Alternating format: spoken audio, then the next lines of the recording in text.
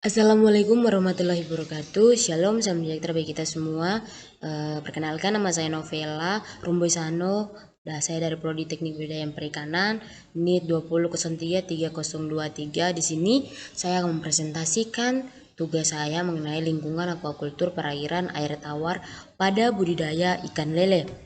Baik, ikan lele atau biasa disebut dengan Clarias sp merupakan salah satu jenis ikan yang memiliki nilai ekonomis yang mudah dipelihara dan dapat tumbuh.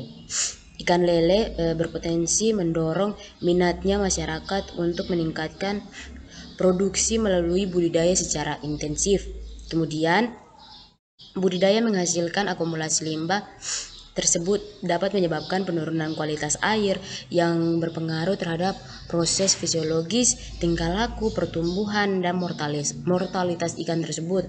Oleh karena itu, diperlukan pengelolaan terhadap kualitas air, media pemeliharaan ikan, dan di sini salah satu tumbuhan yang membantu ialah tumbuhan kangkung, di mana kangkung dapat dimanfaatkan sebagai nutrien seperti nitrogen dan fosfor untuk pertumbuhan menggunakan kangkung sebagai agen fitoremediator limbah.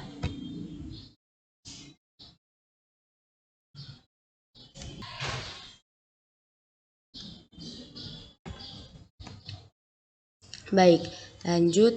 Kemudian kita masuk kepada pengukuran suhu, di mana pengukuran suhu yang diperoleh selama penelitian ialah berkisar antara 23 sampai 30 derajat Celcius, di mana hasil pengukuran ini menunjukkan bahwa suhu air media budidaya atau budidaya dalam ember selama penelitian masih sesuai dengan kebutuhan hidup ikan lele.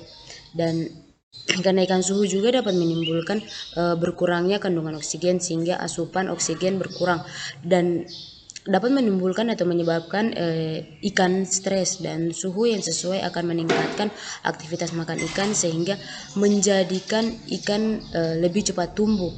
Kenaikan suhu juga dapat mengakibatkan atau meningkatkan daya racun suatu polutan terhadap organisme akuatik. Baik, kandungan oksigen yang kecil mulai dari 4 mg per liter dapat saja menjadi faktor penyebab kematian pada sang ikan.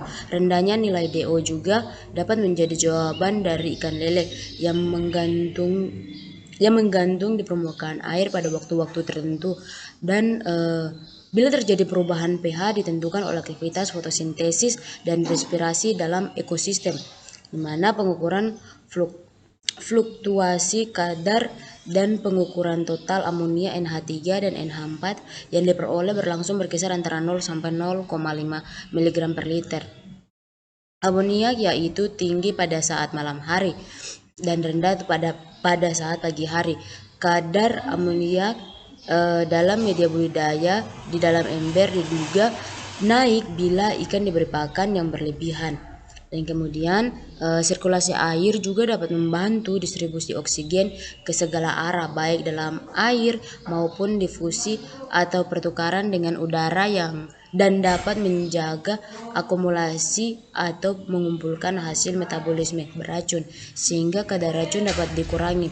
Penambahan jumlah keramba harus diikuti dengan penebaran ikan alami yang dimaksud untuk dimanfaatkan fitoplankton yang tumbuh seiring dengan masuknya bahan organik dari kegiatan keramba.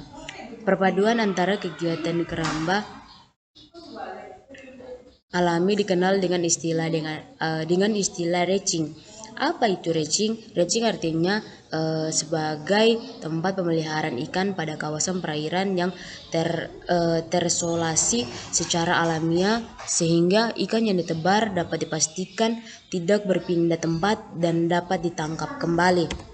Kemudian, selain untuk memanfaatkan fitoplankton yang tumbuh akibat masuknya bahan organik dari kegiatan keramba, penebaran ikan alami ini dapat dimanfaatkan untuk meningkatkan pendapatan masyarakat, misalnya pengembangan kegiatan wisata, pemancingan, perikanan tangkap, dan dapat pula diikuti dengan pembangunan restoran atau rumah-rumah makan di sekitar tempat pemancingan tersebut. Oleh karena itu dilakukan untuk mengkaji daya dukung perairan perikanan alami, yakni ikan yang ditebar di luar keramba dan tumbuh berkembang dengan memakan makanan alami yang tersedia. Baik, cukup sekian presentasi dari saya, kurang lebihnya mohon maaf. Wassalamualaikum, shalom, selamat pagi.